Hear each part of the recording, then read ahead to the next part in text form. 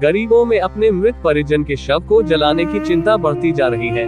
शमशान घाटों पर लकड़ी इतनी महंगी है कि गरीबों को शव का दाह संस्कार करने के लिए पड़ोसियों से चंदा इकट्ठा करना पड़ता है।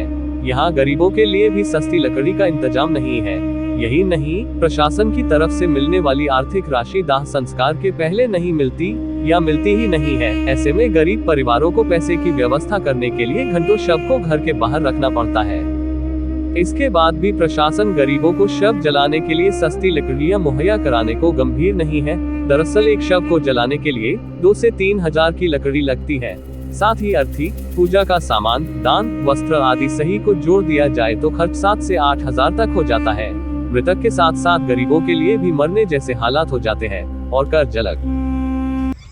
कोरोना अवधि में ऐसे बहुत से परिवार थे जिनके पास अपने परिजन के अंतिम संस्कार करने की जो शुल्क लिया जाता है, जो अंतिम संस्कार क्रिया करने के लिए लकड़ियों का खर्च है और दूसरी आवश्यक सामान का खर्च है, वो भी देने के लिए परिवारों के पास आर्थिक हालात ठीक नहीं थे।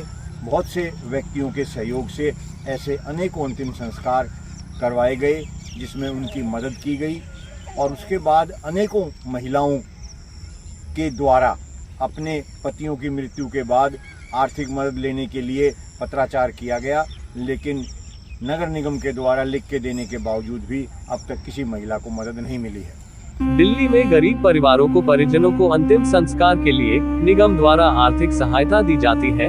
सामाजिक कार्यकर्ता हरपाल सिंह राणा द्वारा गृह मंत्री को दाह संस्कार में आर्थिक सहायता के लिए पत्र भेजा था, जिस पर नगर निगम के जिला कार्यालय सिविल लाइन के द्वारा 4 मार्च 2022 को जवाब दिया गया कि अंतिम संस्कार में मदद दिल्ली नगर निगम के स्वास्थ्य विभाग के DHO के माध्यम से ली जा सकती है।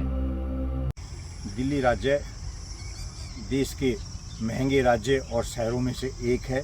यहाँ पर अंतिम संस्कार की जो क्रिया है उसमें 8-10 हजार रुपये तक का खर्च आता है।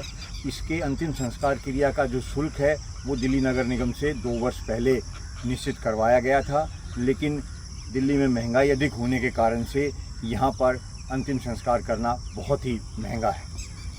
राणा का कहना है, यह मदद लगभग 30 वर्ष पहले खंड विकास कार्यालय के माध्यम से गरीब परिवारों को दी जाती थी। बता दें कि इस संबंध में चौधरी हरपाल सिंह राणा देश के सभी राज्यों को पत्र लिख चुके हैं।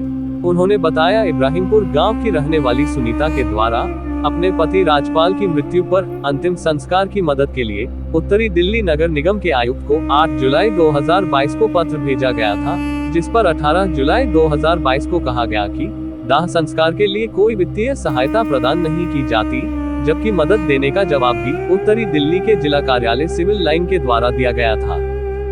देश के कुछ राज्यों में अंतिम क्रिया करने के लिए मदद दी जाती है, जैसे बिहार और मध्य प्रदेश में 3,000 रुपये और छत्तीसगढ़ में 5,000 रुपये।